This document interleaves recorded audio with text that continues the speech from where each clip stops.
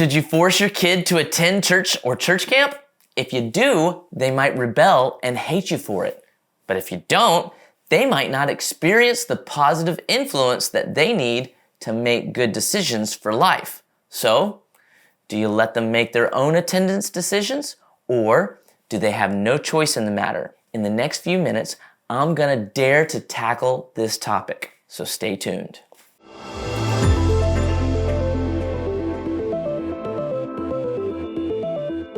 Hey guys, my name is Jeremy, and if you've watched this channel much, then you know that I'm a youth pastor who's obsessed with helping people build stronger families. The culture that our kids face in today's world is nothing short of shocking. See, I see parents every day who are at the end of their rope, having no clue how to handle things. And many of them don't engage their kids with any kind of intentional parenting strategies. That's why I've created this channel. I want to help parents like you build stronger families. And none of us, including me, are perfect, but I want to encourage you to do your best to engage your kids more today than you did yesterday. All right, let's get into today's topic, church. Do you make your kid go, or do you let them make their own attendance decisions? So first of all, these ideas can go for whatever faith you are or whatever value system that you want to raise your kids under. I'm a youth pastor, so I'm talking about church. And in the church, I see parents all the time say things like, I'm gonna let my kids make their own decision about going to church. My parents forced me to go to church and I hated that. So I'm never gonna make my kids go. And if that's you, that's your prerogative. You're the parent and I respect your decision. But as we all learn together, I want to talk about an approach that I believe will strengthen every family. So for the purposes of this video, I'm assuming that you probably take your kids to church as often as you go to church while they're up to about 10 years old. So today, I'm talking about kids who are about 10 to 16 years old or so. In my experience, up until about 16 years old, you really have a great deal of control over your kid. They're not mobile, you can still ground them, and they live under your roof, so they gotta abide by your rules. After 16, lots of the groundwork has already been laid, and your role kind of gradually changes to more guiding them through life, being a source of wisdom and providing them with guardrails. So here's the situation. Summer camp is coming up, or maybe it's a weekly church event, and your kid says, I don't know anybody, I don't want to go.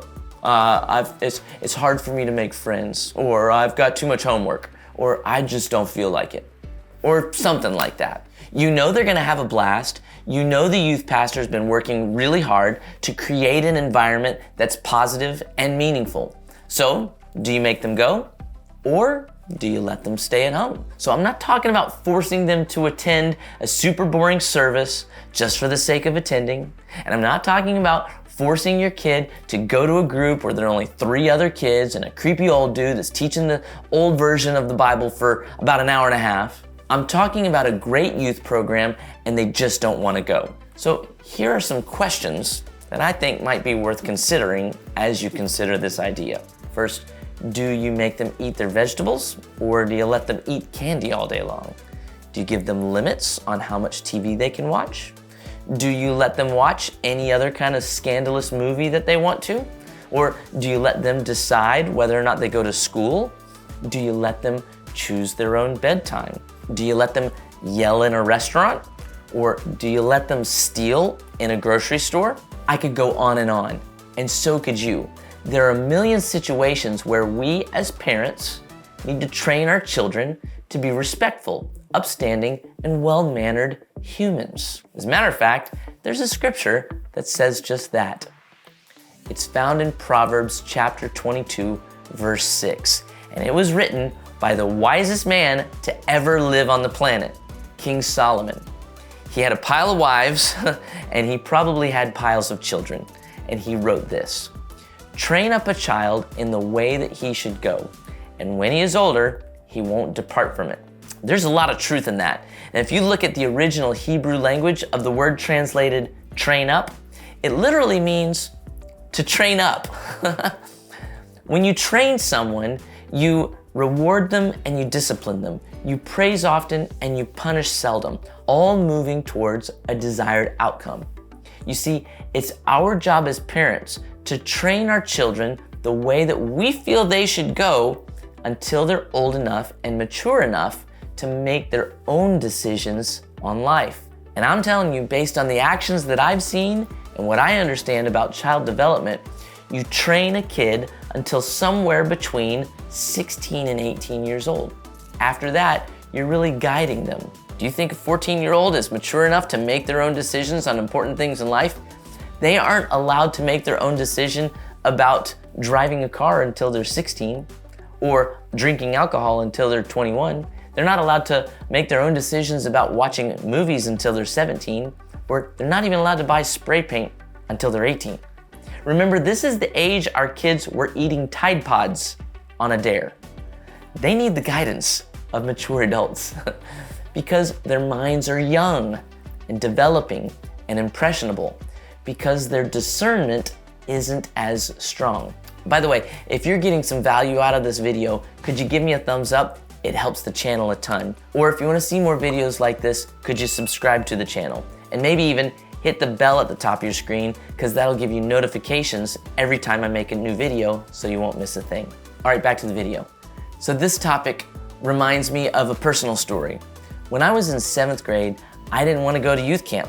Our church had an amazing camp, but I was self-conscious. Kids kind of picked on me some, and I didn't have a ton of friends. And I didn't want to deal with all of that for a whole week.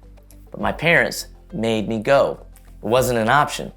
When I got there, some of the high school kids took me under their wing a bit, and I met some new people.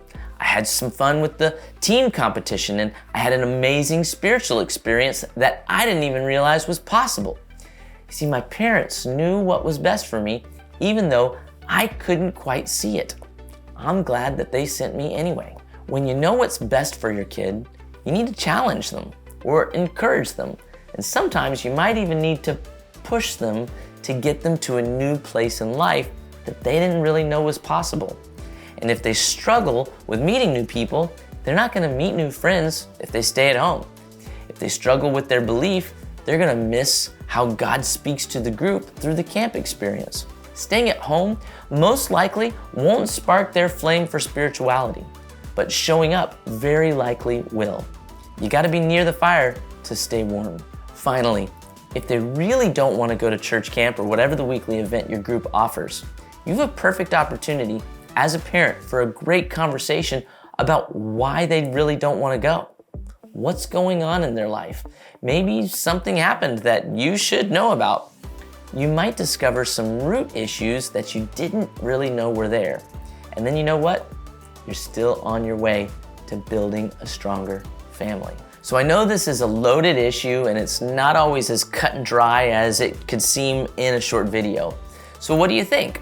For 10 to 16-year-olds, should you make them show up? Leave a comment on why you feel the way that you do. I truly welcome the conversation so that we can all be stronger together. Thanks so much for watching till the end. Until the next time, don't run with scissors and don't pet stray dogs. You'll thank me later. Bye now.